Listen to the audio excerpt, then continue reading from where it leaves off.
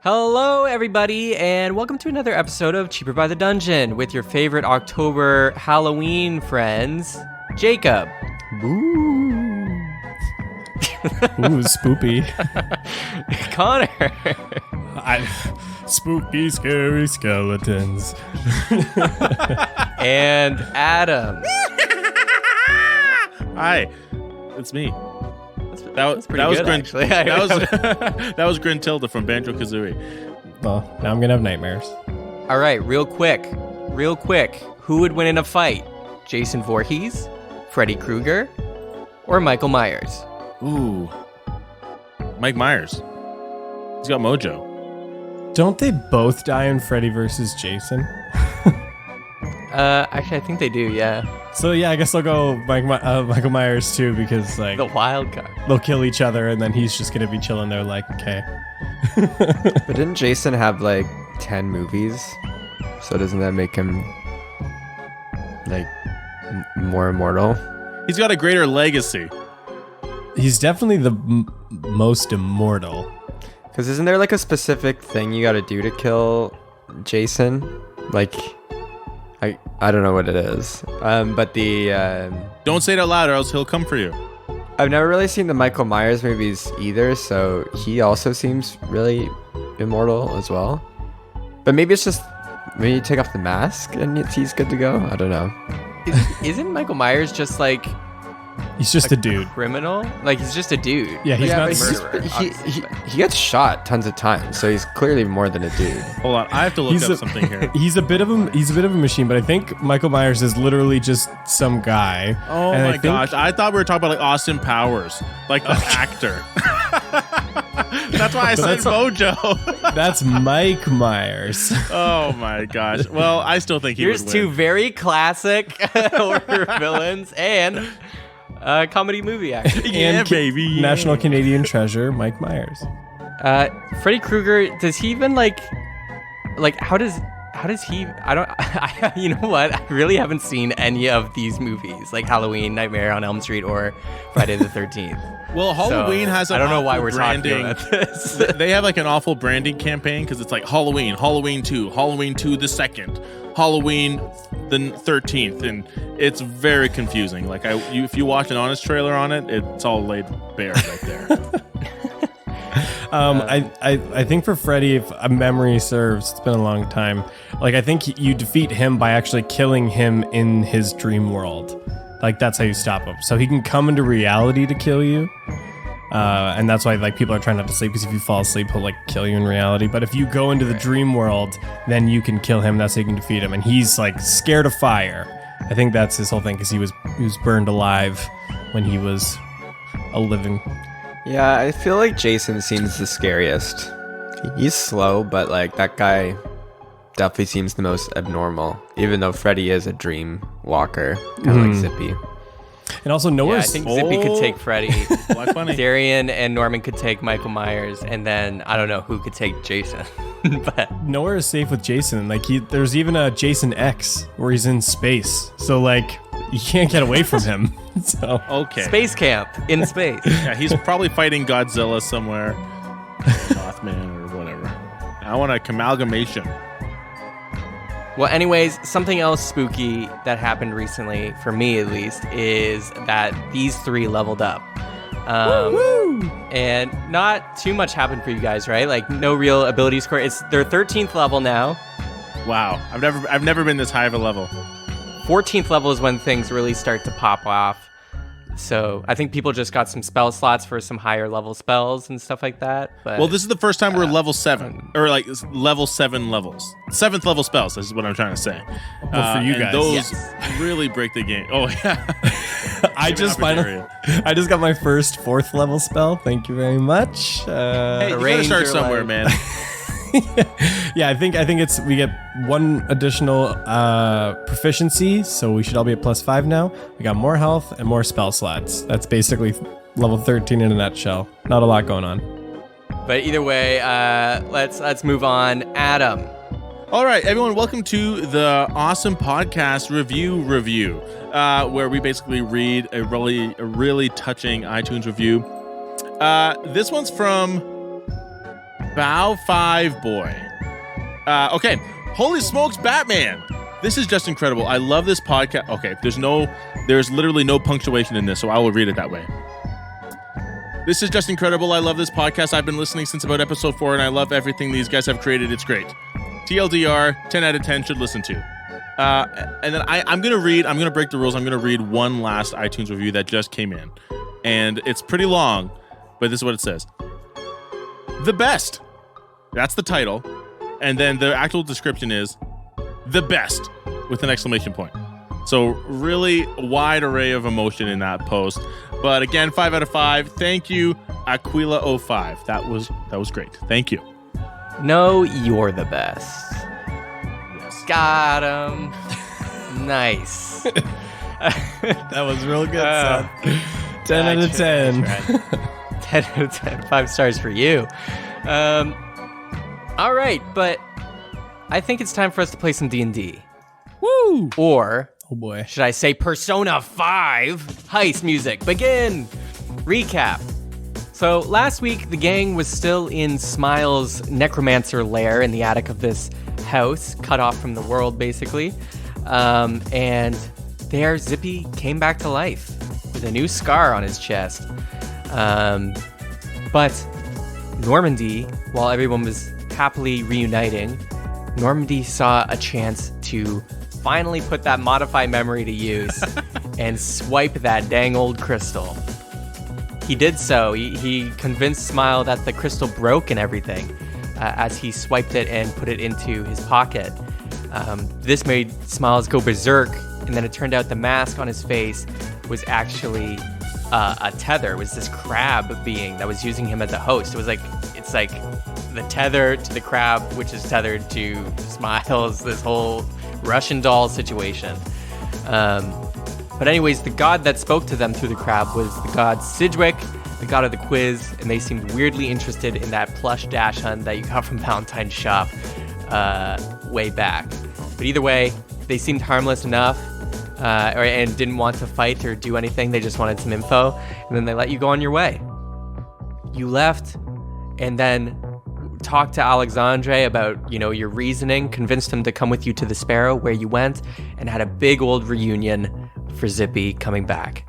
You even got him, or at least James reworded his funeral cake to a welcome back cake. And you all reunited there.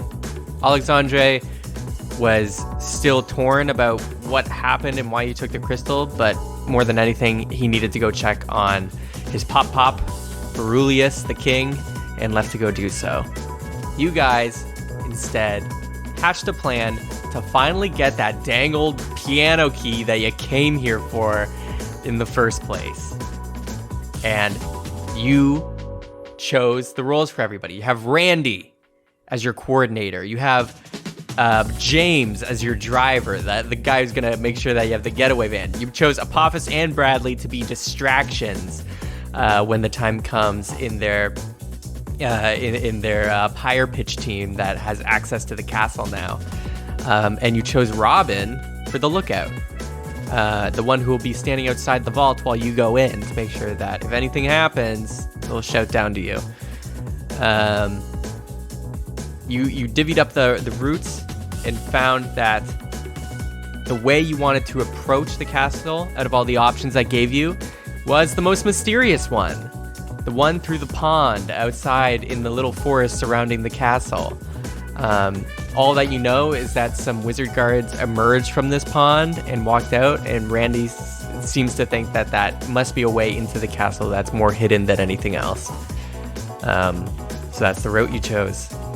But you had to get into gear because the way you're going to get to the castle first is by blending in with the Pyre Pitch team that you coached, the basement brouhahas.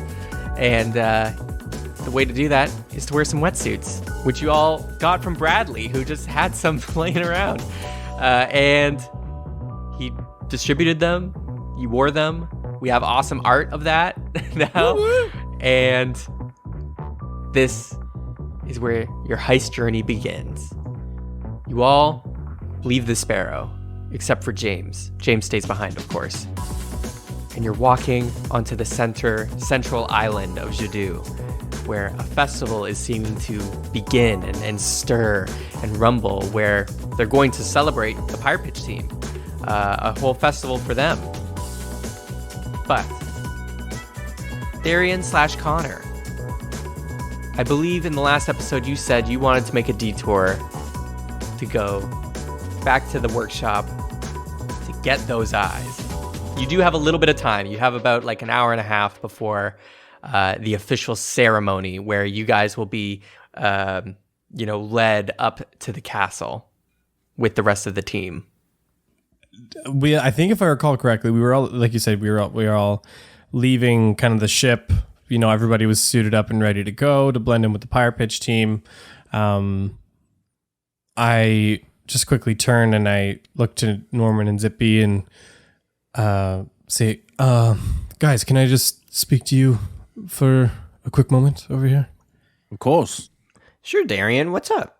So, Zippy, I haven't mentioned this to you, but I did speak with Norman briefly about this last night as we were kind of reconciling a few things. And,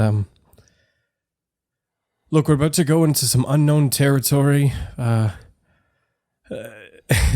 I have no idea what we're going to be facing. We picked, for some reason, the most mysterious option. Having slept on it, I still am second guessing this, but it is what it is, and the plan's already in place, so that's fine. But I don't want to go in being held back. I want to make sure that I'm at full capacity to support this team and not fail again like last time. And so, Zippy, what I've asked Norman to join me, and I would like you to do as well, is my eyes are being finished at the workshop and are ready to be implanted. And I want to get those before the mission starts so I can actually help this team, and also because if I don't do it now, I don't know if I'll get another chance, because knowing our track record, this castle, we could very well leave it in flames, and so I don't even think I'll get a chance to go after if that is to come up. So if you're okay with it, would the two of you join me to the workshop to get my eyes? Darian, you're telling me you've been without your eyes this whole adventure? It explains so much. Dang, I didn't even notice. That's really impressive, man. I mean, if it can make you just a little stronger, I definitely, thinking back, especially like earlier on in our adventure, yeah, you weren't. Yeah, maybe I should have noticed back then. But, well, I'm really happy you decided to make this change. When did it happen? Like when you were younger? Someone poke your eyes out? Zippy, I was blinded on the moon. Right? Wait. You know, Draken, the fishbowl, explosion, cereal, angel of light. You led me out by the hand of the... Oh, I thought you were blinded by my cool backflip I did. Remember that? I thought you're like, oh, I can't even see because that's so cool. You were being legit about that? Jeez. Zippy, why do you think I wear these stupid fucking goggles all the time? I don't know. You wear a lot of stupid things. What the heck are you even wearing? I mean, Darian, let's go get your eyes back. That's right. I did think it explained a lot of his fashion choices, but moving forward, I think that this will be all for the best. Except, Darian, I just have to ask, are you sure that you are truly impaired with Pepper acting as your eyes? In some ways, it's kind of like an advantage, and I would just hate for something to go wrong in this surgery. Every combat I go into puts Pepper at risk, and the last time I faced off with Peterson, he nearly took Pepper's head off. I can't fully focus on the combat that I'm in when I'm always concerned about protecting this thing in front of me, and that's, I mean, I love Pepper, and It's just another variable in the battle that I need to remove so that I can focus on the task at hand and protect us all. Pepper in your little front baby carrier is like putting their fists out and like hey, put up a fight, like twirling their fists around, and you can just hear them go Krichaka, and you guys understand that to mean like I can fight good. I say, well, you got a point there, and I kind of scratch Pepper behind the ears a little bit. She's well suited to be moving around the battlefield more. She's a hawk fox. She's agile. She shouldn't be strapped to my chest. All right. Well, as long as you're sure, then we're with you all the way. But as long as you're sure. I understand it's a risk, but it's... I mean, I guess it can't get any worse. You can't see. True. Okay, let's go then. Okay, off we go. Maybe they can do like surgery on my chest to get my hair back. That's a little higher on my priority list, Darren, if you can understand. I definitely do. Maybe we can, chat quickly with him about it. Maybe there's something we can do. I just look so silly, you know? Apophis and Bradley walk up and they're like, "Oh, dude, this festival for us! Yeah!" And Bradley just goes, "Guys, come on, let's go! We got stuff to do!" Fellas, we have to do make a quick stop before the festivities start. So the three of us, just need to make a quick pit stop. We'll catch up before we have our arrival with the team. Fine. And Randy comes up and goes, "Okay, you guys do whatever you need to. We'll scout out here and I'll keep an eye on things and I'll keep these guys in check, I guess. But be back quick because I don't know when this thing's starting. I think probably an hour and a half." That should hopefully be enough time. That's an amazing recovery time for a surgery when you think about it. Like, have the surgery and out and fully recovered within an hour and a half. That's fantastic. Yeah, the things they can do up here. Seems a bit unrealistic for me. Okay, let's go. Not a surgery. Let's we'll see you guys there. DM, I do remind everyone when we're all together, I say, for whatever reason, just remember today, if you leave the ship, you have to say the password to get back on. Otherwise, it will be a maze in here. I just want everyone to keep that in their mind. I wanted to establish that I let everyone know that. Darian, lead the way. You guys go off to the Wonderworks workshop. And you walk up the ethereal bridge all the way, and you get greeted at the front by a familiar wooden person, a little puppet named Gazpacho. And they go, "Oh, Patricia! You came back! I was worried you got killed by that mask guy." No, it's Darian is kind of caught off guard because he totally forgot that he was Patricia to Gazpacho for a moment, and it's like, yes, yeah, it was some close calls there, but we made it out all right. Is it alright if I step inside? Yeah, it's good news. Grim finished your eyes. So did Tristan. So it should be all good to go. Really? That's great. Mm-hmm. All right, grab my hand and I'll walk you there. Oh, and your friends too. Here's a hand. And he opens up a little slot in the back of his wooden puppet back, and he has a spare hand, and he gives it to Zippy. He's like, "Here, you can have this other one to hold." Ew, all right, let's go, everybody. Ew, this thing's pretty annoying. Don't worry, Zip. He grows on you. You guys walk through the Wonder Workshop, and you cross the bridge, and you can see the wall of dolls still staring creepily at you guys as you go over.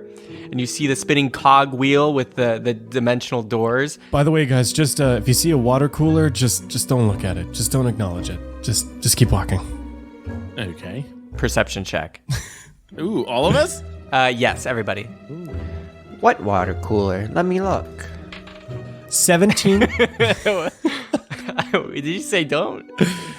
17 plus 7, 24. Norman, you got a 8. Really bad. in Zippy? It's a 2 plus 5. 7. Okay. Darian, you are the only one to notice. The blind guy sees. With Pepper's head Pepper's searching around, and you see over the corner, they're not where they were before, but they're like over at a corner, and you can see they're like trying to like move up on a wall to get it to like hit their little lever to get the water out of their tank. And they're like trying, but they can't do it. They're like waddling and slamming into this wall, and they're like, come on. And you see all of a sudden it turns and it sees you, and it's like, oh. It like locks eyes with you, and it's just like, oh. And you can see they're like slowly starting to waddle up, but they're like quite a ways off. They're like 100 feet away. Okay. All right, Gazpacho, let's pick up the pace a little bit. Darian, why are you running? No reason. Slow down. Come on. He's sprinting. And you hear them like yelling, and you run with everybody through the door. And you're into Grimm's workshop. All these wooden puppets stringing around, and you see Grimm is working and tinkering at his desk there, and you can hear him go, oh, who's that? Oh, Patricia! And the apron goes, oh, fantastic. Amazing. We were waiting for you. We finished your eyes. That's amazing. I have the catalysts with me, so we can kind of do the final steps here. Amazing. All right, if you want to give them over, and I'll slot them in, and then let's get popping, huh? I want some wood from your eye tree. Right. Sure. So Darian opens his bag, and he pulls out the bottle with the tinder soul in it, and he pulls out the vial of Mir's blood as the two catalysts, one for each eye. All right, nice. Oh, and hello, you two. How's it going? Gazpacho, do you need to lead them somewhere else? I don't know. I've just been holding their hands. They're actually, they're here for me. Just, kind of a more experimental magical procedure like this. You can never be sure of the results, right? Moral support. Oh. We're here to finish him off if it goes poorly. You know, I'm kind of a doctor myself. I tattooed these boys right on their bodies. I'm kind of a needle man.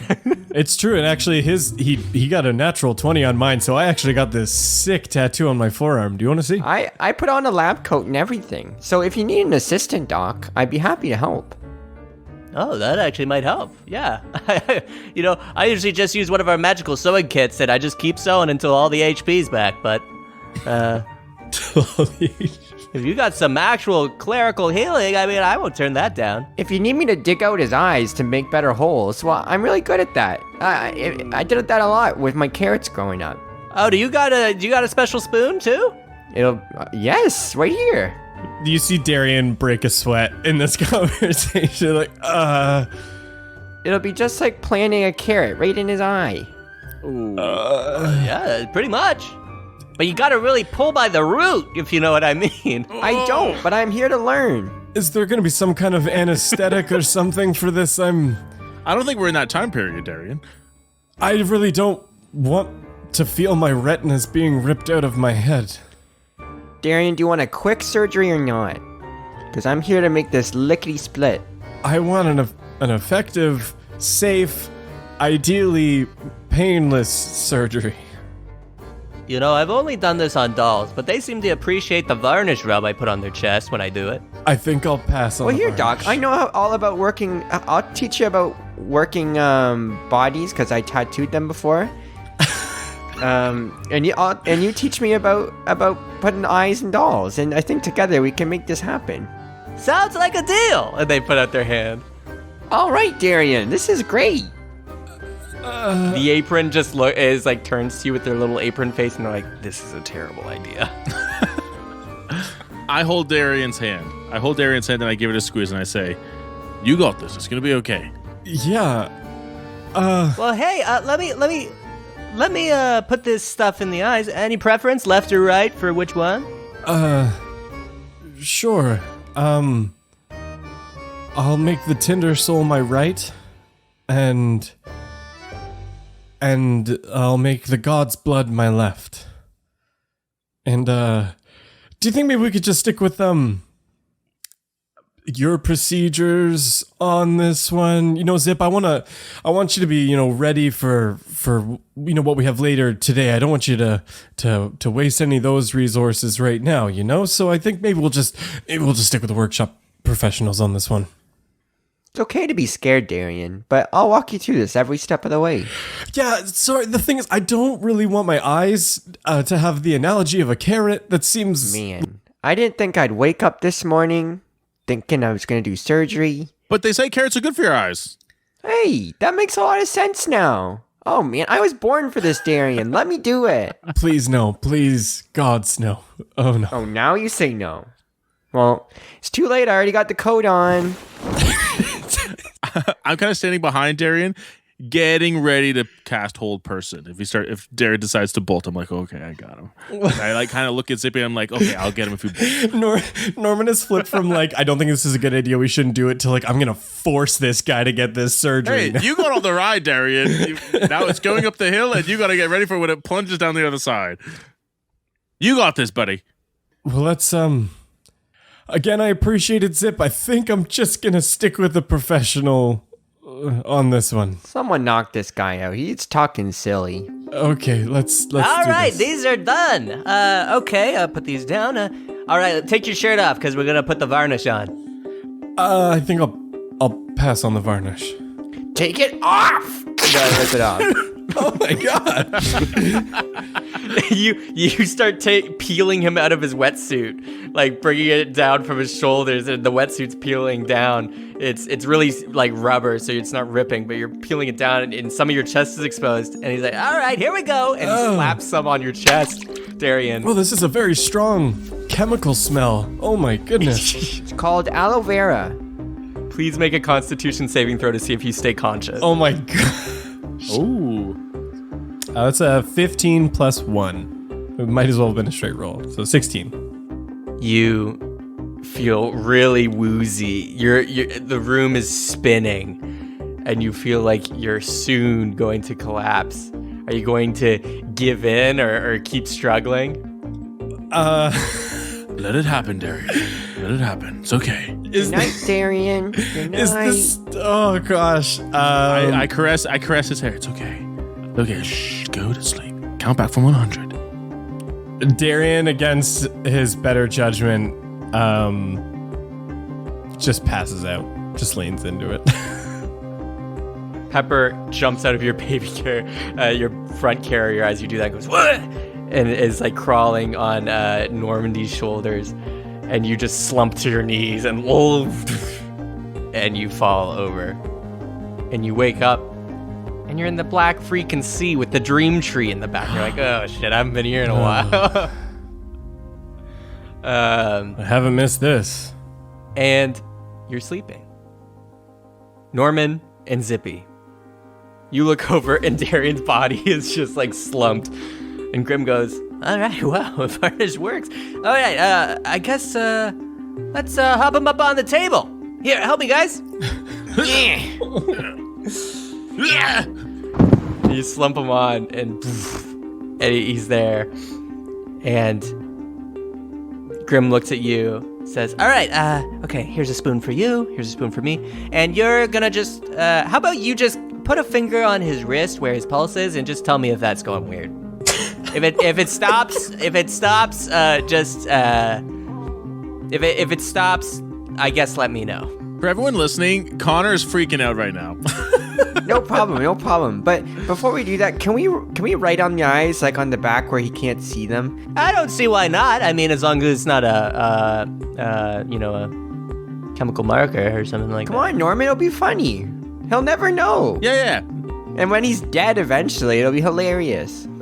1,000 years from now, when people are looting his coffin in the future, other treasure hunters, they're gonna go oh, what coffin is this? And they're gonna open it, and they're gonna see his skeleton, and they're go oh, and then if they look really close, they're wait, there's something in this skull. Wait, there's two things, 2 eyes. Then you turn them back. Normandy and Zippy, we're here. Oh, I can see it now. I wish I could be there to see it happen. All right, the left eye, the mirror god's blood one. Okay, what's the engraving here? To Darian, I always preferred your bald ass head. Didn't we all? I always preferred bald ass head. That's pretty much all I can fit on the back of this eye. From Zippy? Yeah, Zippy Westboro. Zippy Westboro. Okay.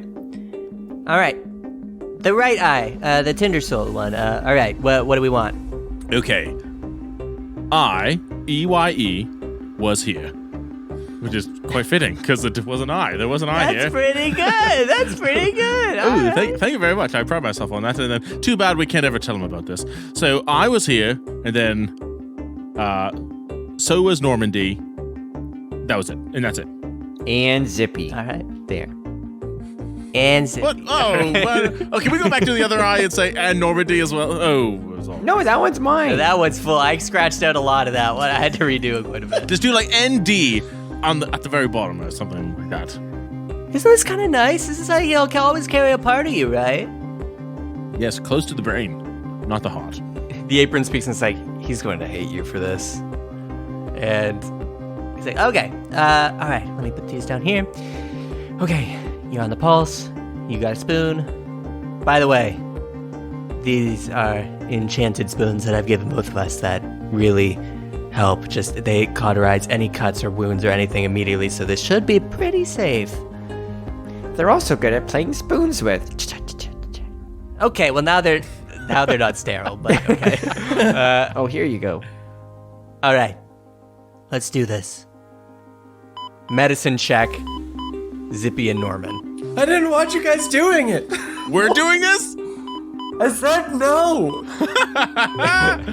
This isn't how I wanted. I did not know this was This is what happens when you play with these guys. I'm so scared. I am so freaking scared. No. I love how much time we spent engraving your eyes. Zippy, what'd you get? Can I give him an inspiration? Can I say, oh, Zip, don't A little late, screw a up his little late. Dang it! Definitely got a natural 1. You're kidding. Plus 5. So I got a 6. All right, I'm dead. See you later, everybody. It's been fun. He's like, why do I see writing on my eye?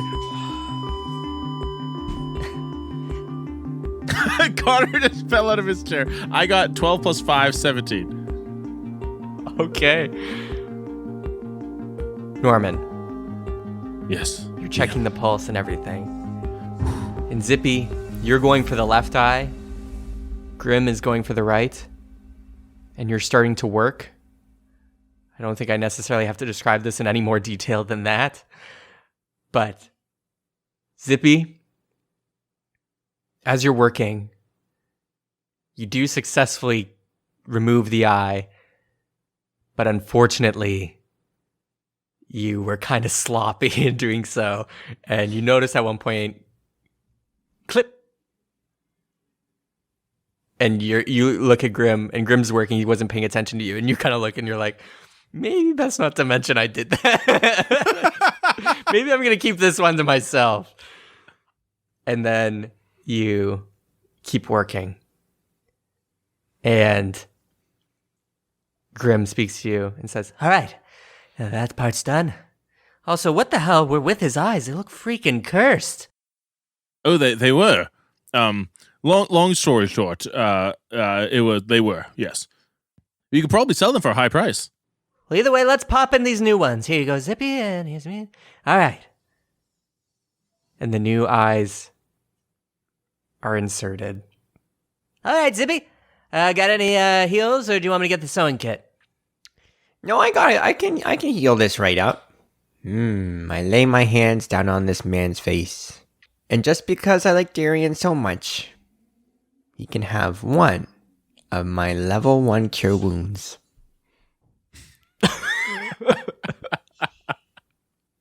This is painful to watch.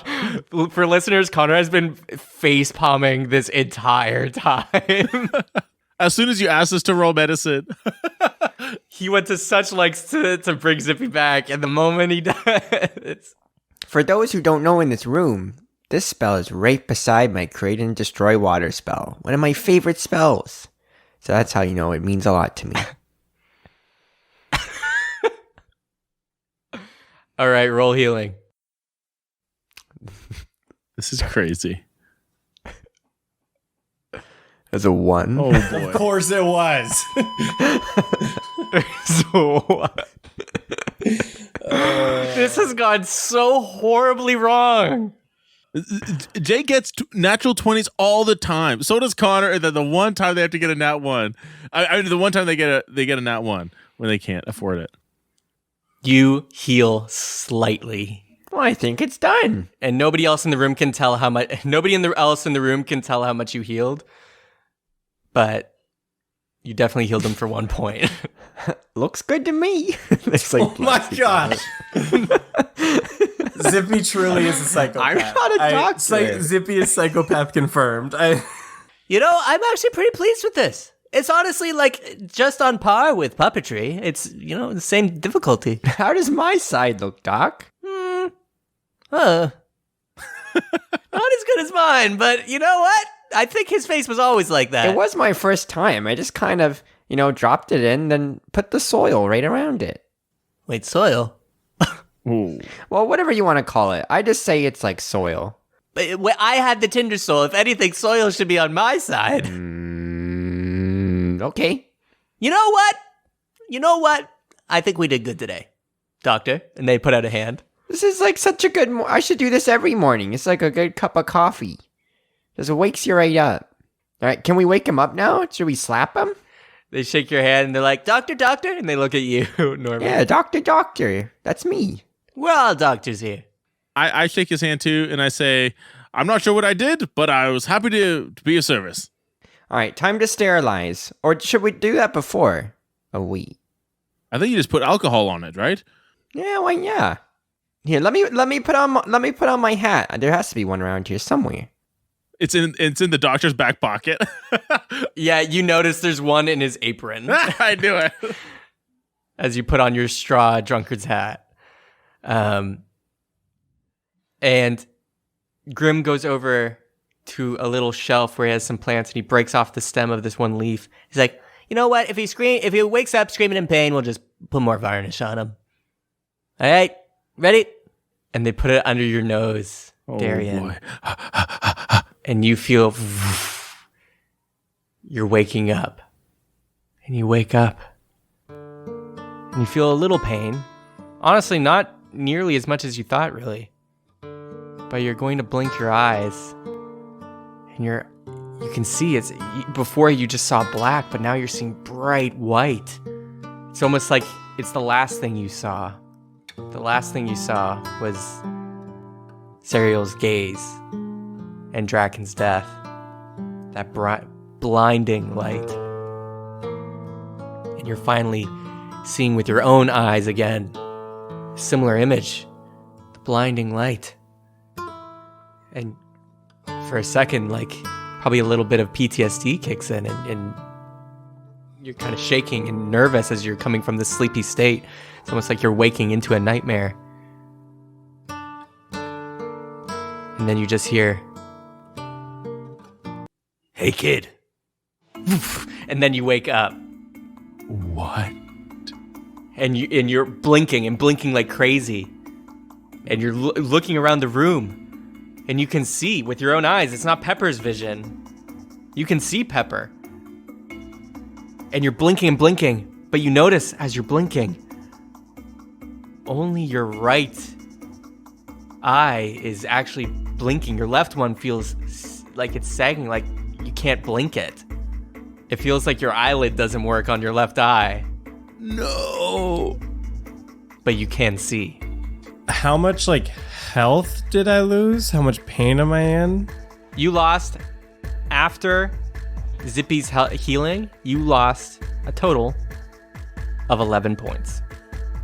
Nice. Thanks for the help, Zip. You're welcome. But your left eye feels like it's shut. Like you can't use your eyelid to open it. Have you ever seen the little known show Naruto? You're basically Kakashi now. you got one of your eyes that is just constantly closed, and you probably have a Sharingan underneath. So jumping back to your descriptor, like that that moment, that voice. Like when Darian kind of like snaps to, there's just like, he's just like, in split seconds, he's like covered in sweat. And when he sat up, he actually, he was breathless. It's like he's been sucker punched in the gut and is having trouble finding his breath. From reliving that moment and that seeing Draken's death and perceiving what sounds like hearing his voice, he shoots up and he's like, whoa, it's okay. Darren, all right, Oh, get the varnish! Oh, yeah, put it on. Darian, and I go in front of him and I put my hand on his shoulders. Darian, it's okay. Hold on. And slow your breathing. I heard it. I heard Draken's voice. I When Darian says that, I slowly look back at Zippy and the doctor like, what did he say? Norman, I can see your face. Hey. Oh yes, hi. We could see your face this whole time. Yeah, but it's not the same. Isn't it the same? Sorry, is my field of view more narrow? Is that? And Darian starts touching his face and sees that he can't open his eye. What happened to my eye? Why can't I open my eye right now? What's going on? Doc, I think you really messed up your side. He's still sleeping on the other side. What? Wait. Like, he's still sleeping on my side, and yours is wide awake. Something's Wait, wrong. I don't know if that was the doctor's side, Zip. Well, maybe it was. Who knows? No, mine's the side that's still closed. Because Zippy, he's you still weren't sleeping. supposed Can't to you have tell a side. He's I having said- a nightmare. I said to let him do it. Why did you scoop my eye, Zippy? What is going on? He needed a bunch of work done all at once. You know, we were there to help. You know, it all kind of went so Regardless, quickly. this might be a side effect of the varnish, but I assume it'll wear off within like a day. You know, nerve endings take longer to heal than flesh and bone. So Exactly. I mean, listen, I haven't done this before, and I think you should be glad that you can see it all. Darian, I needed a win today. I hope you can understand. You needed a win. You fucked up my eye, Zip. What is a win? hold on. Let's see the good in this. But this was You should supposed to. thank him that you're all healed right now. You should thank him that you're feeling as good as you do. I definitely do not feel 100%. Well, who would after surgery? I mean, come on. That's a good point. You know, you're actually bouncing back very quickly. Now, what if we take the glasses you have, the goggles, and we turn them into moggles? You know, just like a one eye, like an eye patch. You know, and that way you can kind of like the best of both. That'll be so disorienting. I'm not gonna hit a thing if I have one eye coming out of Pepper and one eye coming out of my own head. Well, maybe just have it up here that you can like flick it down. You know, when you're like, oh, you know, Pepper, go, and then you can like see two angles to get like improved accuracy or something. But maybe with the proper training, but not fresh out of the gate. We're about to do something very important, and I needed both eyes for this. I got an idea. Where's the sovereign glue? You probably have some other healings, right? I'm sorry, Grim. There must be something else you can do to fix this. Is there like some other healer in the shop that can fix this? Again, I can sew it open, but you know, honestly, on the bright side, I think it's best that that eye's closed because there's kind of some chaotic power that was coming out a little bit once we slotted it in, so might be best to keep that one under wraps until maybe your body attunes. Now, DM, which eye is the one that works? Is it the mirror eye or the lightning god? The Tinder eye? Soul eye is the one that works. Okay, Tinder Soul. Hey, the OG Tinder Soul. Okay, cool. Doc, so you're saying it's a good thing this happened, right? Don't you try and backpedal on this now, Zippy. No. I'm not backpedaling. Look. Everything turned out great in my eyes. I think it's a fortunate accident.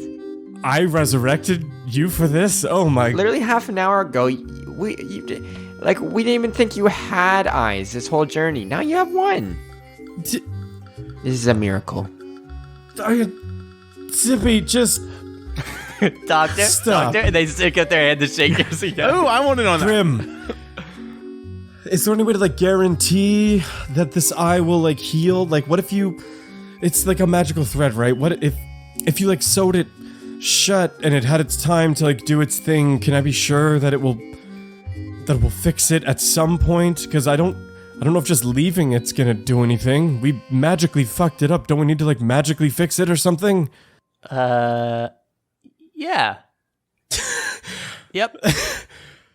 I say, let's give it a day. You know, it is a different magic. It's the blood. You know, like when I first got my tattoo with me as blood, it took a couple days for it to do its thing. Maybe that's all. It's what's going on. I think it's best we sew it shut, we let it do its thing, we let it attune, and then when you come back later this evening, when we come to harvest the wood, because you will come back for that, right? Then I'll take it off and we'll see if it works. And if not, then maybe I'll phone up some of the higher up people I know. Doctor, the phrase is, we'll go from there. That way it's not committal and you still have options Exactly, to like back out of things yeah. later. Yes, we'll go from there. Thank you, doctor. No problem, Doctor. Oh, I like this white coat thing. Yes, let's...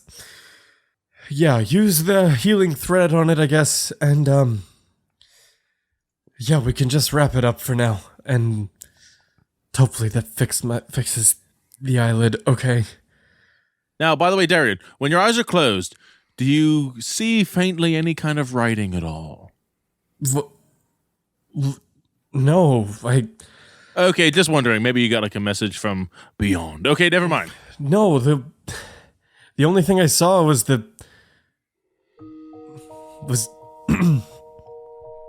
only thing I saw was that last moment in the prison before I went blind, and then it focused into now, and so yeah. Let's just sew this up. Let's just sew it up, and we'll wrap it up, and we'll get back to it. All right, let me get at this eye then. Get the fuck away, Zip. You've had your turn today.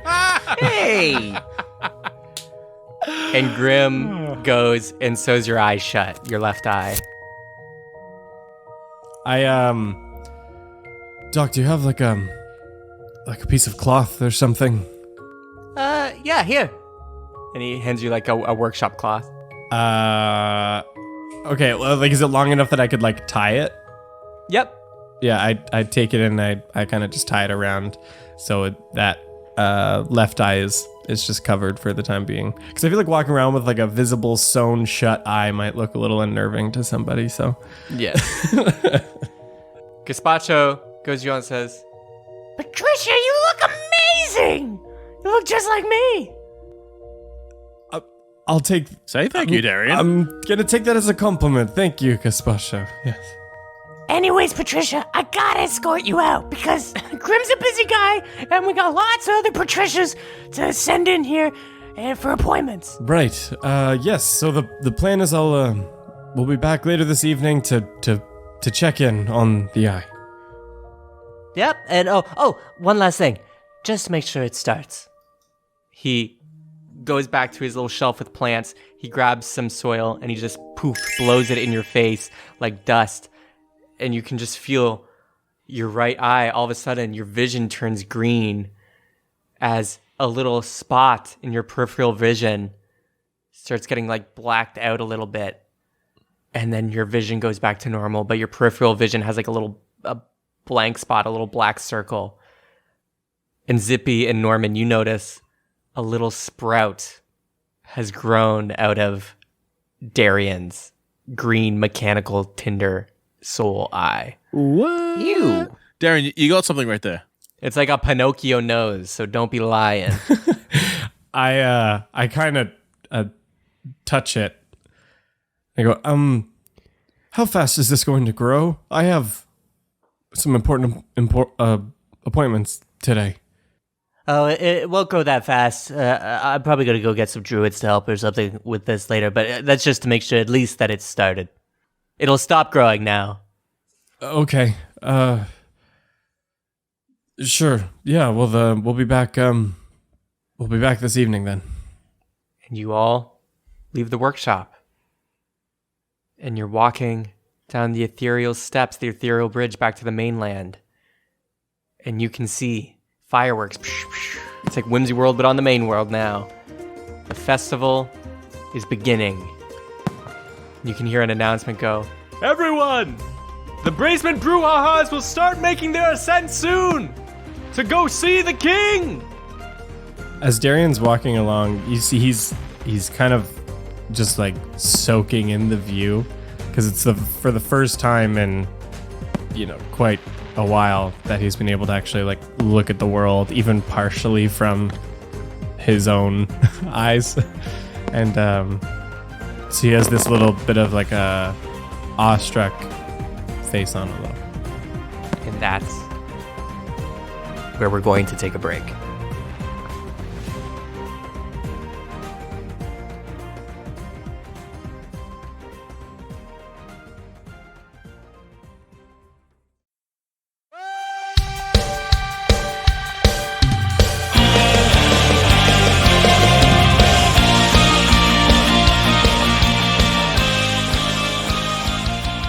Hello, everybody. Mid-roll Seth here, and I'm gonna do this quick so you can get right back into the beginning of the heist. First off, our legend tier patrons. Let me read them off. We got Randy, Brandon, and Hultimer, and of course a new addition this week. We have Jacob, but not the Jacob you're used to. Another person named Jacob. Thank you for joining, Jacob. I'm sure you have similar zippy energy. But thank you to not only our legends, but also to all the patrons in the Cheapskate family. We could not make this show without you. And if you want to become a Cheapskate officially, you can join our Patreon at one of the many tiers. We have what I would recommend, the $2 tier, where for $2 you get access to our Discord, where we run one-shots, play games like Jackbox and Among Us, and do some live listens to some episodes and just hang out with cool people there. If you want a free community, though, we do have our Reddit page, r/cheaperbythedungeon, shout out to them, where we do like episode discussion posts and stuff like that. So that's always good. And and if you want to connect with us on social media, Instagram, Cheaper Dungeon, Twitter, at Cheaper Dungeon, and then Facebook, just Cheaper by the Dungeon. Just type it in. You'll find it. But yeah, you can connect with us there, share our stuff, and if you also want to support in a non-financial way, you can always rate us on iTunes or Podchaser, any of those places. It helps us out a lot, and it means a lot to us. Next episode will be going up 2 weeks from now, of course, on October 26th, right next to Hallows Eve. Well, a few days away, but you get the idea. It'll be spooky, maybe, I guess. Maybe it'll be spooky based on how this episode ends, but no spoilers from me. I hope you enjoy it, and I will talk to you all then. Bye, everybody.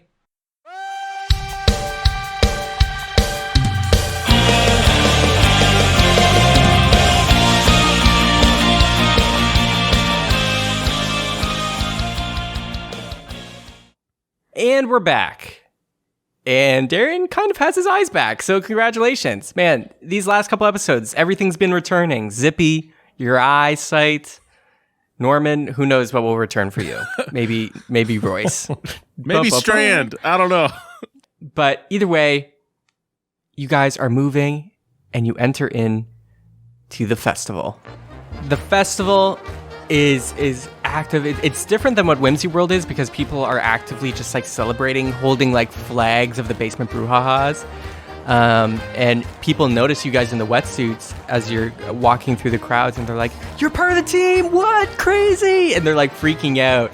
And Zippy and Norman, you're kind of like, well, "Okay, sure, go with it."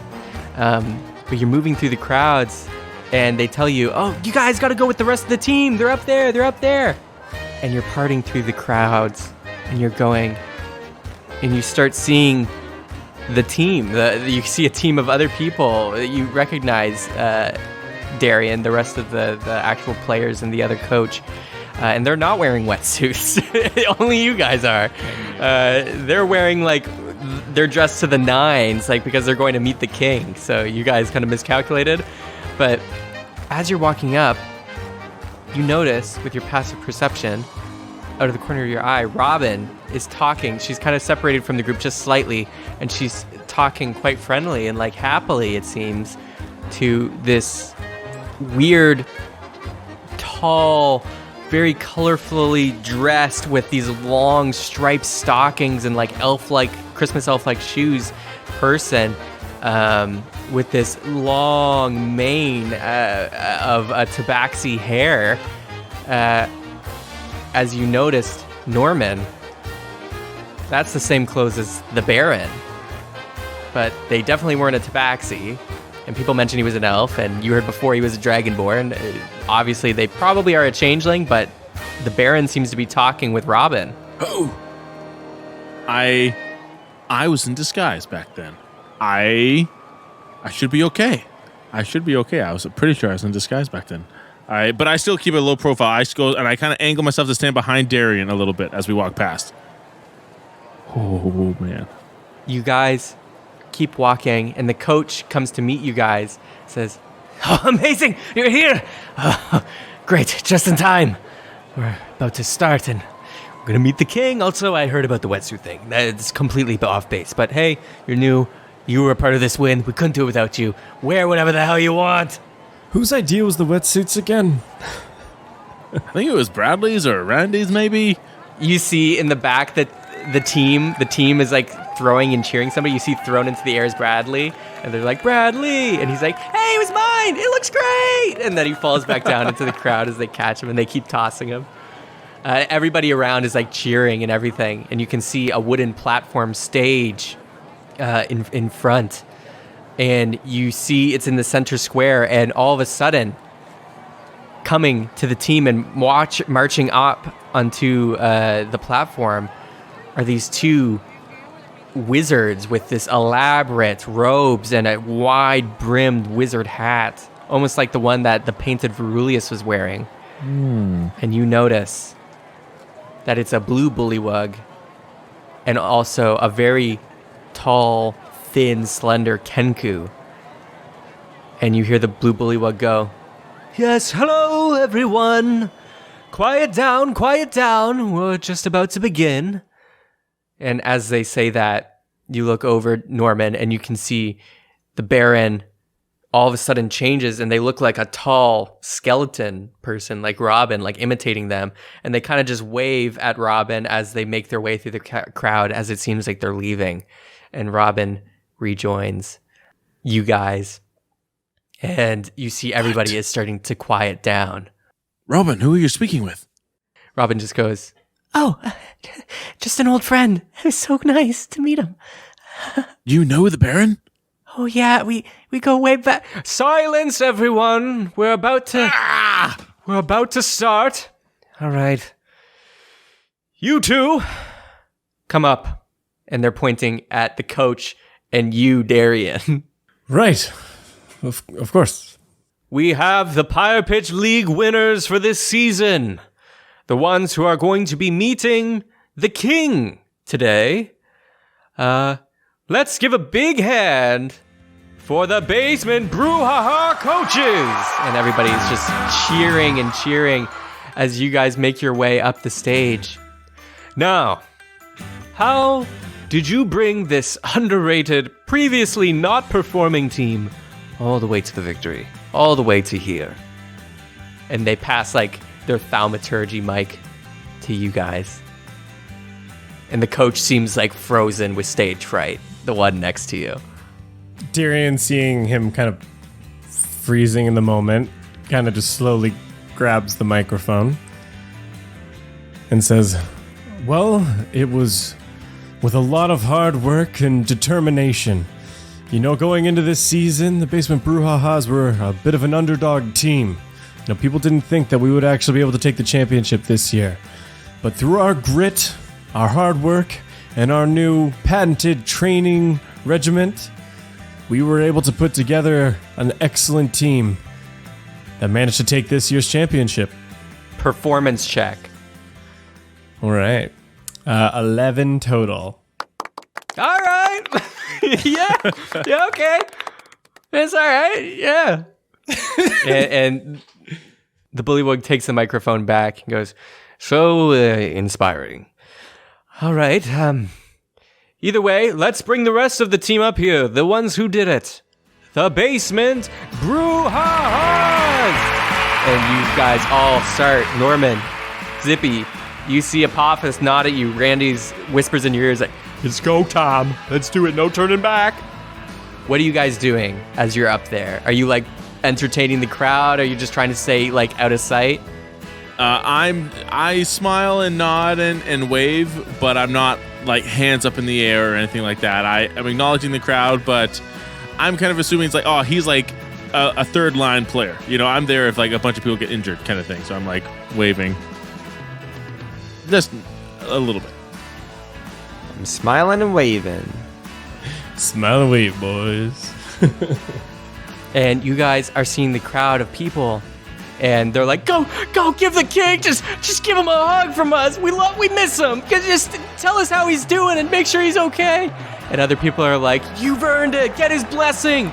Get that crystal card. Make sure you're going in. And everybody are like cheering you guys to really make the most of your time with the king. It seems like nobody really ever gets to see the king, at least in recent years. And Blue Bullywug goes, yes, let us go meet Verulius. All right, us Wizard Council members will preside over this, and we'll make sure that they are returned safely with Verulius' blessing. And when we return, we will share a word from the king for all of you, just as normal. And you can tell it's kind of like this is very rehearsed for the Blue Bullywug. This doesn't seem very genuine. Well, without further ado, let us make our journey to the Wizard King Castle.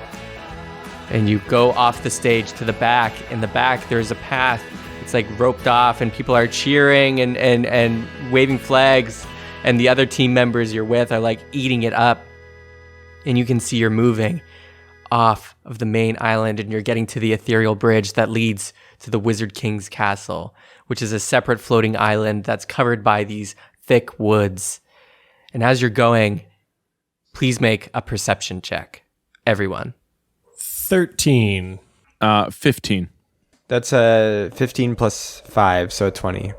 Zippy, you notice most of all that in the windows of some of the houses that are on the way, as you're walking down the main street to get to the bridge, you notice in the windows there's some wizard guards just watching with wands readied. And you see overhead there's wizards flying on some brooms, some wizard guards. It seems like everywhere is on maximum security. Wow. And you can just get that vibe and even see some evidence of it. As you can tell, this is high. Everybody's on high alert since the crystal disappeared, and since the druids wrecked the farm. Guys, this it seems like they're on high alert. It's gonna be really hard to break off and, do what we need to do. Yes, but maybe that's why going underwater was the right call all along. Maybe they'll expect us at least there. We just have to get there. Maybe we should hold this conversation. I'll agree. Maybe we should keep it down. Oh, yes, sorry. I was the one whispering. Norman spoke just out loud. I can't help it. For a bard, he's a little tone deaf, I don't know. I don't understand.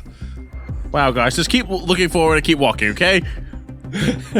You start crossing the ethereal bridge, and as you're going, you hear Bradley and Apophis go, "Yahoo, let's do it! Basement brouhaha! Basement brouhaha!" And they're cheering and starting a chant, and they're really making sure that the energy is lively as you're crossing. And you enter, and as you step foot on a cobblestone path in the middle of these wooded area with the large wizard tower looming in the distance. And you're walking, and Randy says, "Okay, wait a bit. Make our way probably halfway to the castle, and then I'll give a signal to Apophis and Bradley, cause a little distraction. Make sure you guys dip, okay? It's to the left. Keep walking, You'll find a little clearing. It's about 2 kilometers away from the left side of the castle. Just keep that in mind, okay? Okay. And you keep walking. And you hear the blue bullywug and the silent, tall Kenku are walking you. And the blue bullywug just says, well, everyone, we are going to meet my grandfather. So, there's quite a few rules you need to know before we enter into the castle. And wait. Letitia. And you see the Kenku peers up as they've been looking down, just straight down the whole time. Their head perks up as they look forward. And you can see the Cyclops, the other Wizard Council member, Letitia, who's in charge of the Crystal search party, is walking down. And you can see they're carrying a large chain in their right fist. What? And they're walking.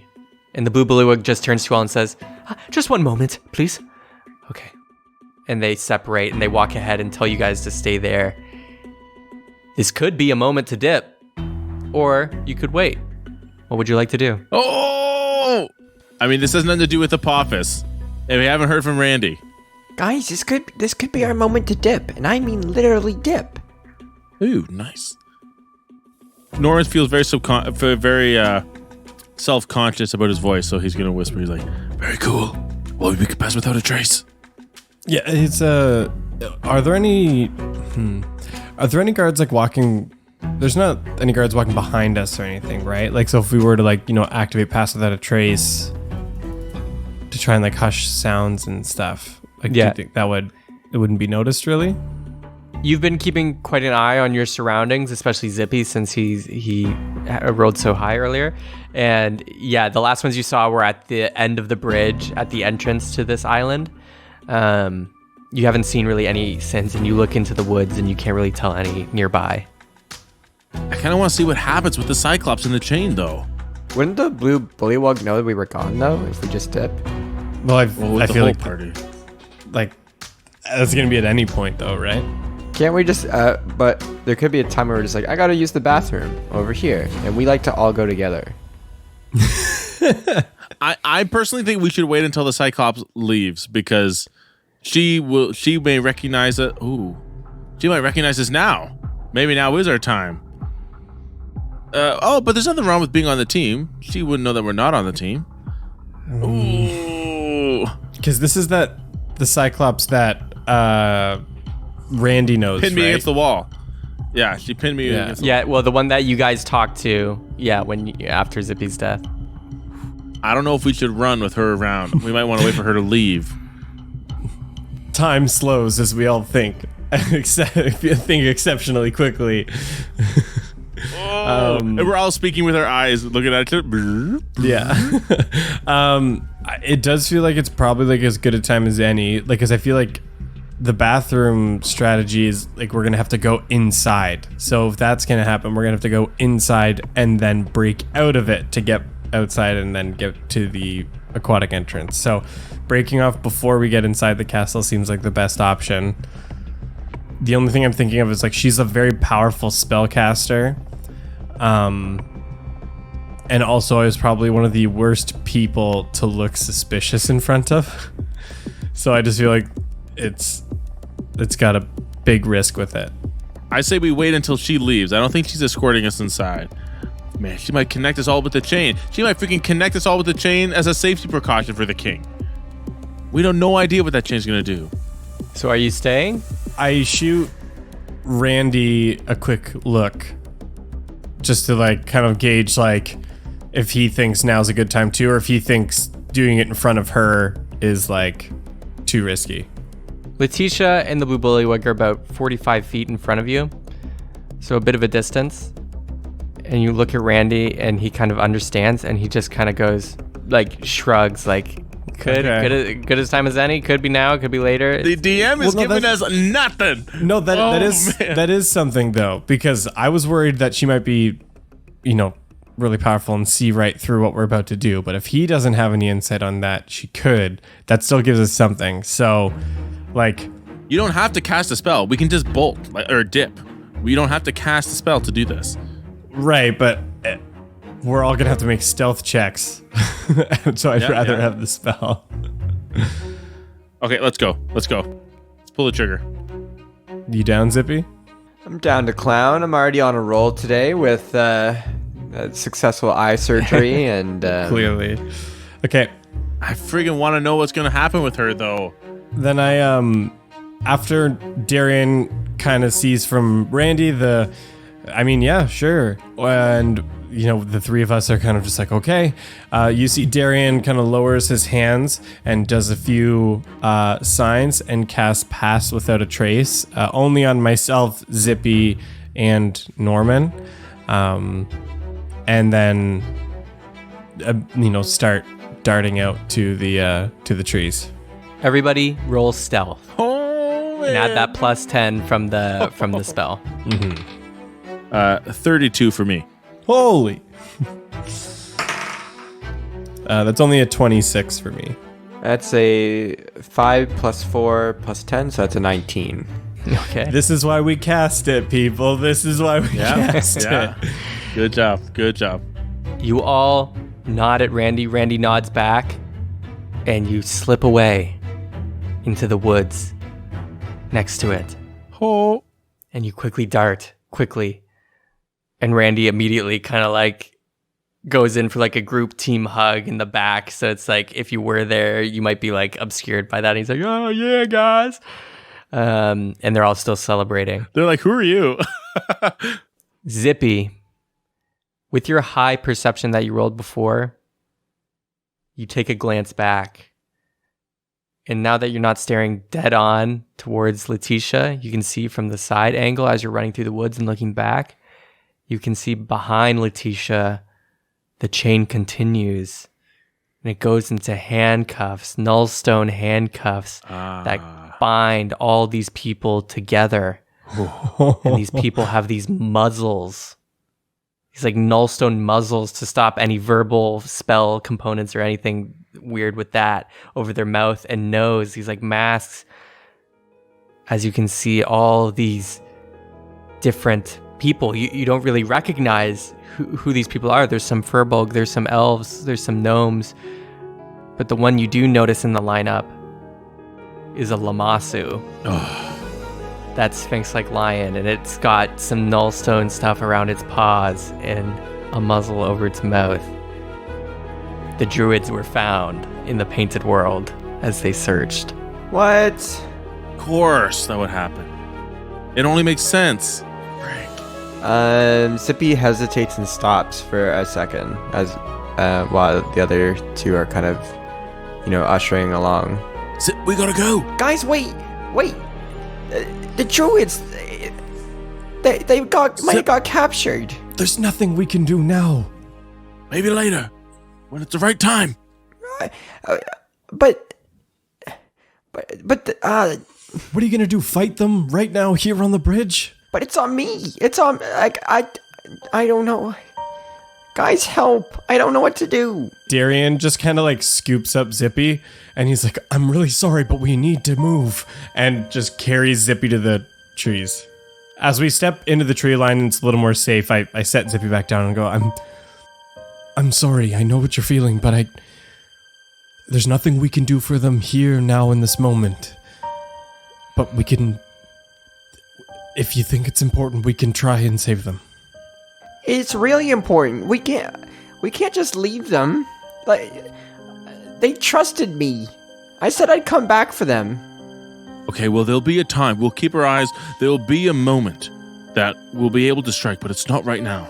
She has them in handcuffs and she's watching them. We'll have to find a proper time. We have extra incentive to make sure this heist goes well, and we don't have to, get chased out of Jadoo. Okay, but you guys have to promise we will at least try or do something. Of course. I promise to help you in whatever way I can. Okay, let's get on with the heist, but I'm sorry if I might be distracted for the next little bit. I cast Modify Memory and erase Zippy's memory of this. I'm just kidding. Could you imagine? No, we need you focused, Zippy. Sorry, buddy. That'd be so bad. You all start making your way through the forest, maybe with a new sense of gravity of the situation, and you're making your way through, and you come upon a little bit of a clearing with a pond, and you notice from the tree line that that's a pond that it looks pretty close to the left side of the castle and kind of small, but you look and then you see some rippling of the water, and then you see two wizard guards, bullywugs, climbing out of the pond and immediately prestidigitation themselves dry, and you just hear them over talking. Man, can you believe it? We still haven't found the crystal. Yeah, I don't know. We just gotta hope that we can find it. I don't want to see what happens when Verulius wakes up. We know he's alive. And they walk off into the woods. Not towards us, though. Not towards you. Basically the opposite way. Hey, Darian, take the lead on this. I'll follow you. All right. I move forward up to kind of the side of the pool or the pond, kind of as close as we can get so I can look kind of in, trying to see, like they walked out. So I'm assuming there's like some kind of like steps or structure, something we can see just below the surface. Am I able to make out what I see under the water? You try to look and you can see that there is kind of like a little cave down there. It seems to be relatively deep, basically like 7 feet deep, standing height. And then you'd go down and there's a bit of a cave. Do you guys want me to go scout it out, or do we want to just go for it? I think time's of the essence. You're a ranger, right? You don't get too many times to scout. This might be like your specialty moment. You know, because we have such a good track record with splitting the party, of course. If it makes you feel important, I'm all down for it. You could send Peppa. I know that you're not. That's a touchy subject right now, She's but not you could. very good at swimming. Also, she's not She's here. too young, damn it. Yeah, we'll say you left Pepper with Randy and them. Never mind. That would be an awful idea. Wouldn't say anything. So you see Darian reach into his pocket and he pulls out a water cap. And he's had this one for a while. Because this is a water cap of underwater breathing. And he takes it and he snaps it on his head and goes, okay, just wait here for 1 moment. I'll stay in the water. This will help me breathe. And I run over and I do like one of those really clean dives where you don't splash. It's just like a scoop. Like it just it's a very clean, just like silent dive into the pond. I want to check. Athletics check. Yeah. Norman, I want you to know, now that he's gone, Okay. I could have easily turned into a fish and just scouted out. But I wanted him to have this. That's true. He needs the win ever since his eye went so He bad. needs a win. The doctor really fucked up his one eye. I had a sneaking suspicion things were going to go downhill when he had us do the surgery. Because, what are we supposed to do? We're not professionals, but it's really on him. It's his practice. What was he doing? Letting us, man, that he could be sued for that. Seriously. He's really we're careless. just as at fault as we're just as much victims as Darian was. Darian diving into the water and his head is just like, I told him not to do it. I told him to let the doctor do it. That is a 19 plus 10 on my athletics. So 29. All right. Yeah, you do it silently. And you dive under and you go through the cave a little bit and you can see it's about, it opens up, it gets wider and deeper in the cave till it's about 10, 11 feet tall. But it's narrow, it's thin, like a hallway, and you're going down, and then you notice you come across a door, just a stone slab door with a slit in the middle to part, and you notice there's like a circular plate on the floor, and you look up and there's a circular plate on the ceiling. If upon further inspection, does it look like I would need to not that I'm going to do this, but need to stand on the plate basically to kind of activate the door to stand there? It does seem to be kind of a pressure plate situation. Okay, I'm not going to do that because I don't want to accidentally go inside without them. And I mean, Zippy's got the doorknob too. So yeah, no, with that information, that's good. I'm not gonna press my luck there. I make my way back to the guys, and as I get to the surface, I just kind of slowly poke my head out, do a little, survey around, make sure nobody else is coming by, and if the coast is clear, I'll come out to rejoin them. Coast is clear. Right on. And that's when I said, cabbages, not in my farm. Oh, hey, Darian, you're back. Yeah. All right. I think I found the way in. It looks to be some... We're going to have to do a bit of swimming. It's a bit farther than we thought, but through a narrow passage, there's some pressure plates. Once we stand on those, we should be able to get inside. If that doesn't work, Zippy, have your doorknob at the ready, and then we'll just have to kind of make our way in. It might get a little bit wet in there, but, we'll at least get inside. Well, you got more bottle caps for us? Bottle caps. Swim caps, he means. Swim caps, whatever. Afraid not. This is all I got. Okay, well, I'll really inhale. You hear in the distance the voices. Oh, shoot, I forgot something in the cave. Okay, 1 sec, I'll be back. And you hear some rustling in the woods. It's not like coming from behind us, is it? No, but you can hear it like in the distance. You just like somebody was like, "Oh shit, okay, I gotta go back get something." Okay, I kind of like grab the guys and like shove them down and into the bushes, kind of where we've been regrouping. I'm like, wait, shh.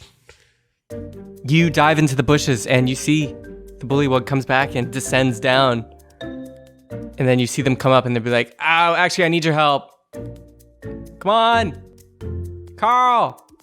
And they call. And then the other bullywug comes and is just kind of annoyed and then walks down with them. And they walk down into the cave. I want to go like poke my head underwater and just like try and see if I can see what they're doing in front of the door. You look down and you can see that the bullywugs, basically they walk down and they grab one of their hands and they're like floating up and they push off each other so that one hits the ceiling and he hits the bottom because you need that like enough pressure and swimming into it won't work. So they push off each other just to give them enough momentum to press on the plates. And then you can see out of the door a circular stone shape, like a circular vault knob comes out with 4 pipes out of it, all different colors. And give me a perception check if you can see which colors they are.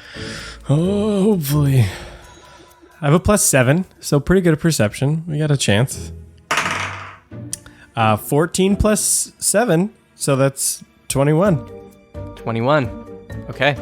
You can tell there's a red, green, blue, and black pipe. They grab the blue and black ones and then spin it like a vault wheel. And you see the door cracks open. And they swim inside, and the door closes behind them. But just as it closes, you feel a wave of just cold water. It's like the temperature changed, leaks out, and then returns back to normal. So there's... Oh, yeah, okay. There's going to be a little more swimming than we thought. Good to know. Good to know. Okay.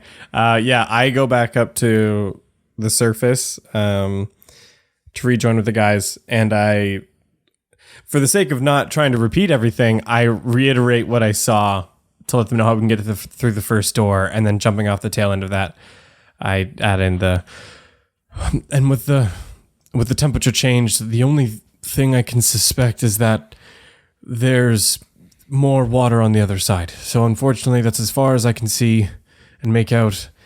But having a good first step, at least on this puzzle, is going to give you more time for breathing, unless you want to use something else during that time.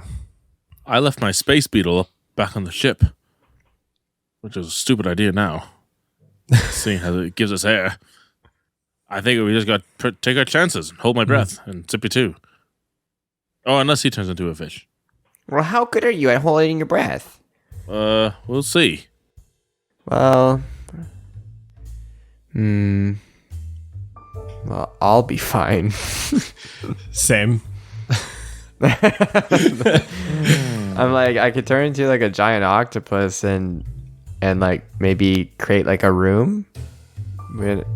You could always turn me into a fish. You know. If yeah. things got really yeah. I've never been a fish, so that'd be kind of cool. I have the gloves. With my gloves of sharing, Norman, I could turn you. I don't know. I'm thinking a seahorse. Ooh, I mean, I love the charismatic, like, they're definitely a graceful creature, but I would like to be something, maybe with a little bit more strength. Who knows what we're going to face in there? How about like a dock spider? You see when you go camping? Oh, the only problem with that is that I need to go underwater. That's a problem. Oh, right. How about a giant seahorse? A dire seahorse. I will not. A beggars can't be choosers. If I'm a dire seahorse, then so be it. But just remember, the bigger the creature, the more I'm able to help you guys. So, yeah, let's turn you into a dire seahorse, and then I get to be a reef shark. Arr. Okay, sweet. Oh, and Darian, I hope you enjoy your little swimming cap. Yeah, it's fine. All right, Norman, give me a neigh. Neigh. Zippy, you walk to the edge of the pond, so you do Norman. You go to Norman, you put the gloves on, and you make, with the gloves of sharing, you can use a free wild shape point to put on your friend. And you turn him into a dire seahorse. Which is just an abnormally large seahorse. And seahorses kind of look creepy in the face if you've actually stared at one pretty closely. And I imagine you kind of make a long face Clopper Hooves like sound, Norman, before you flop into the water in the pond. Shippy. Yeah, Shippy. Shippy. And then slaps into the pond. Zippy, you transform into a reef shark.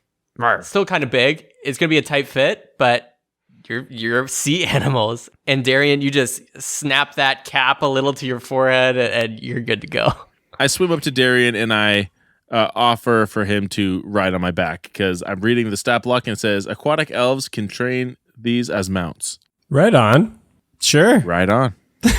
I'll ride a dire seahorse. You ride Norman Fish. Norman Sea Horse. Sick. Norman C. And you ride. Yeah, that's the name of the episode. Norman Sea. Lion D. Norman C. Roaring D. Yeah. The list goes on. You ride down the tunnel and you get to the door in the space. And there's no cool underwater timing puzzle here because you ruined it by being water-breathing animals. But you see a pressure plate, you see one on the ceiling and the bottom. Who's going to get the top? Who's going to get the bottom? I bring Darian up to the top. Yeah, I was gonna say, sitting on the back of the seahorse, I'll reach up with my hand. Okay. And Zippy, are you going to just flop down on the bottom one, like smushing your face into it? Flop, flop, flop, flop, flop. You flop poof, and press it, and you see the door, the circular vault handle comes out, and you see the multicolored cogs. There is red, green, black, and blue. You can remove yourself off the pressure plates now. Darian, since you have arms, which two are you gonna pull and spin with? Are you sure any of us can see the colors right now? We're not only animals, but I'm not sure if they can see the same colors. But Darian also has a bump eye. Hey, stop trying to throw more disadvantages at me here, okay? His vision only went green for the moment when the dust was put. It's not green all the time. I'm currently just like colorblind as well. It's like, so I grab the black and the blue one and I crank it like a vault door. Okay. And it opens and you all feel this cold water as the doors open. And you go inside. And you can feel it's cold and cold. And you can see some flames up above. This little hallway of water continues, but you look up and you can see there's the surface. It's not just like fully submerged cave, and you can see some like torch flames up above, like some people are walking up there. Do you want to continue following the stream or peek up? I mean, as far as I'm aware, Pass Without a Trace I think lasts like an hour, right? So we still have it. So I'm gonna kind of tap Normandy and gesture up to have him like bring my head What'd you call me? up to the Norman C. Sorry. Yep. To bring me up so I can just kind of poke my head up to take a look. You get lifted by Normancy, and you peer out of the water, just briefly with your cap and your wetsuit. Man, convenient that you're wearing a wetsuit. Honestly, yeah. Also, your seahorse form and I guess shark form are still wearing wetsuits too. Yes. I can't breathe. It skills. No, open it. But you peer up, and you can see the two bullywugs are like searching through some crates. It looks like they had a little station here where they would like sit and patrol and watch this cave. And you can just hear them saying, where did I put it? Oh, come on. And the other bullywug just goes, man, ugh. Don't you just hate how cold it is in here? It's ridiculous. Ugh. And the other one replies saying, yeah, I know it's cold, but today of all days, we gotta keep Bubba cool. We can't let him overheat. Otherwise, all the security's going down. We need to be top of our game right now. Yeah, I guess. But man, can't we just have like coats or something? Even like a little like flame?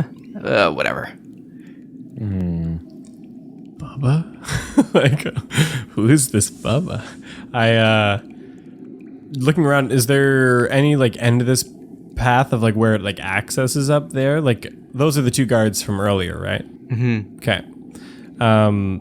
But you look and you see there is like a path like you could walk on that leads more into the cave. They're gonna come in here soon, back in the water, if we don't keep going. Right. I'm just trying to think. So Darian gestures Norman to bring him back down, and I try and go close to his little seahorse ear, to let him know we can either access the ramp and go up to the guards, or we can go farther down. I gesture farther down in the water, because they'll see us otherwise. And I look to Zippy for fins up. Like Zippy's feeling good. Take that as a yes, and then so we keep going down. You keep going down, and you follow the cave through the underwater passage. And you're moving slowly, cautiously, carefully. And it starts widening. The hallway gets wider and wider and wider. And the water gets colder and colder. And you start seeing some like ice chunks are floating on the surface. Some mini icebergs. It's a bad idea. I regret everything. Yeah, me too. And you hear to your right, behind and to the right, Darian, you hear, "Kid, eyes up." And Darian looks back over his shoulder where he hears the voice come from. And, like, is there anything there? No. And you look and there's nothing there. Immediately after, Darian starts darting his eyes around the room. You dart around looking and you look up and you can see this flaming blue orb. What? And it's coming over your area. It's like floating, and you can tell that's an arcane eye. A spell that's normally invisible. But Darian, you can see it. What? Gosh, I don't know, like, is it deeper here? Like, if we tried to, like, move, like, down, is there any way we could try and, like, get out of its sight? Yep, you could go deeper. Oh, I don't want to. You're pushing us deeper. I hate you. You can see, like, as the walls were expanding, the floor was, like, getting more steep down and expanding as well. So just bigger and bigger hollow. Becoming like a lake. Is there any other like bigger chunks of ice too that we could like go behind yet, or it's still like smaller pieces? You see some. You could attempt like hiding behind an iceberg to dodge this arcane eye. I immediately like tap Norman and I gesture to Zippy, like trying to give like, you know, like emergency, like, and like gesture to the iceberg to like move now as quickly as possible. I go there. I look up. I don't see anything, but I go. Okay. And if we make it behind the iceberg, I'll kind of lean into the two of them and say like, I see an arcane eye. Zippy and Norman, you hear that and you're kind of confused because you all know the arcane eye spell, of course, which is that it's an invisible kind of remote eye that somebody can cast that like basically they can see through it and get visual information from it. Kind of like how Darian used Pepper, honestly. But it's invisible, usually. And you look around it, you don't see anything. I look at Zippy again. Sure he does. Sure you do, Darian. I look at them again and I just like start tapping my mechanical eye. Oh God! Of course, the eye the doctor worked on. Now it's breaking down already. I peek back out to see where the eye is and see if it's like, yeah, to see where it is. You see the eye is floating past as you successfully hide yourselves behind this floating ice chunk as the eye moves past down to where you guys entered in from. So basically back to that pond entrance and floating down that way. I let them know that, shoot, I was thinking about maybe turning back to go up because there's clearly something wrong in here. Because I let them know about, like, before about Bubba, the name that was dropped. And I look to see if they want to continue down or if they want us to try and gamble going back. Well, I communicate to Zippy because I don't think I can communicate with Darren right now. And I say, well, if we go back, we'll be seen by that eye that he says he sees. So I think we have no choice but to go forward. I think the cap is hugging a little too tight to his head, if you know what I mean. That's possible too. I mean, I'll do whatever everyone wants to, but I don't like being a shark, Norman. It makes me uncomfortable. You wear it well, but I understand. If we could move this along. On your hip, Darian, you hear it's like your Rocky Talkie is trying to talk. What? I like push it onto my ear, hoping I can make something out. You push it and you just hear like a gurgled underwater. You hear Randy, guys, just checking in. We're in the castle right now. And I split away from the group. We're looking around. We're kind of in like the lobby, just looking around. But I broke off quickly just to do a detect magic. There are arcane eyes all in this freaking castle. I don't know how I missed that. Darian immediately turns to the two guys and just like pointing at the walkie, like, arcane eyes, see? But, you know, they probably can't hear it because now he thinks the walkie-talkie's talking to him. I'm a shark. But either way, that's going to make things a bit more difficult. I mean, we're going to have to be extra stealthy. These things can see through magic, you know? Like pass without a trace and junk. Yes. We've already avoided some. What? We've already avoided some.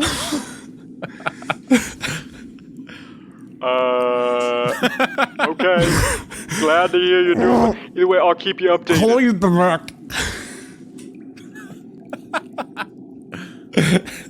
and you hang up. I guess seeing that the eye is gone, I gesture to the guys that like it's safe to continue, and we keep going. Are you gonna float near the surface, near the water, the ice chunks, or are you gonna go deeper, or what? Well, now that the eye is passed down the like tunnel the other way, as long as I don't see any more, I think I'd probably prefer to stay a little bit higher up, just in case. So there's a little more light, I'm assuming, and Options. I mean, Even just picturing this scene is giving me anxiety. Let's keep going. You see, you're swimming through the water near the surface, and you notice now that it's with your dark vision and everything that this is quite a large room, a large pit of water. And you hear and notice, since you're near the surface, some footsteps echoing into the space. And you can see some people just casting some light in their palm. And they're walking down this kind of staircase. It seems like the edge of this wall, this big perimeter you can see now with the light casting and illuminating. It's like you're in a big circular room, and they're kind of just walking along the edge where there's this very thin path just molded into the rock cave walls that ascends to the ceiling. So basically where you guys walked into, like it's a path that walks along the water, along the cave wall, and then keeps circling up the wall until it goes up like a spiral staircase up into the ceiling of the cave. I tell Zippy, I think this is the perimeter of the castle wall that we're inside. I think we're underneath the castle inside, and I think that this is, like this stairway is encircling the inside perimeter of the castle wall. Can we see if there's like a ceiling door at the top of the stairs? You look, and yeah, you guys can see there's like a little room ceiling that like it goes up into there, which would probably be the castle. But you see these two new bullywugs walking down, and you can notice behind them is an arcane eye that's following them. Okay. They're gonna come in here. They're gonna come in here. And you're so close to the surface and everything that you can kind of make out and hear, because they're being loud and it's echoing. You can hear them just go, this is my least favorite job. It's so cold. Time to feed Baba. No. Oh man. If I hear that, I don't even wait for Darian's prompting. I start to go lower and to hide behind like another iceberg, because they're coming to the water, obviously. Yes. Well, I mean, I'm along for the ride. I'm riding you, so. I love that. Zippy, are you gonna follow?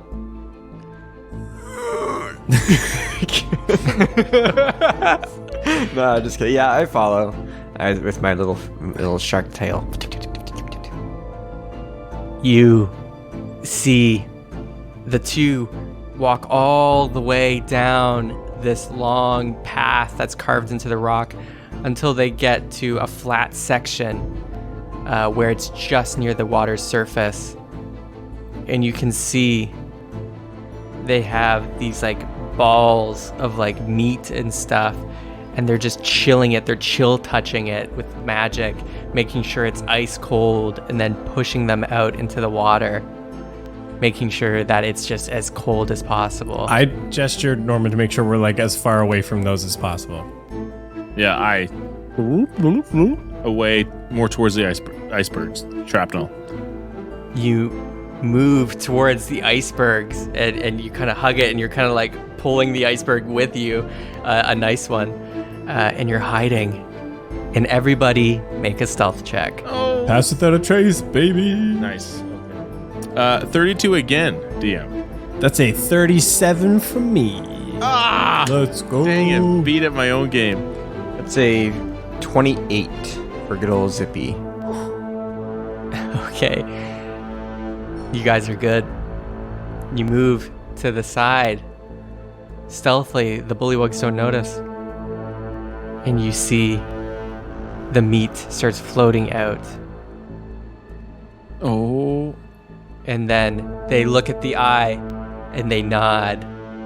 And you see, looking down, Darian, only you can tell, a lot of lights start appearing. A lot of arcane eyes start forming. And you can see some are forming and floating up in a spiral pillar as you see these large webbed hands start arcing through the water. You can feel the water pressure as you see this absolutely massive bullywug is climbing and moving and like pressing their hands against the walls. And as they're rising, you can feel the temperature in the water is changing. It's getting a little bit warmer. It's getting lukewarm. And you can just see this large bullywug raises their head out and just chomps down on the meat and the surrounding icebergs and everything, and just chomps. And some arcane eyes are floating around, and you guys are really hugging the iceberg, like hiding as Bubba descends again, and the arcane eyes fizzle out. And you can tell that's the castle's security system that you're probably going to have to deal with. Oh, no. No. And that's where we're going to end the episode.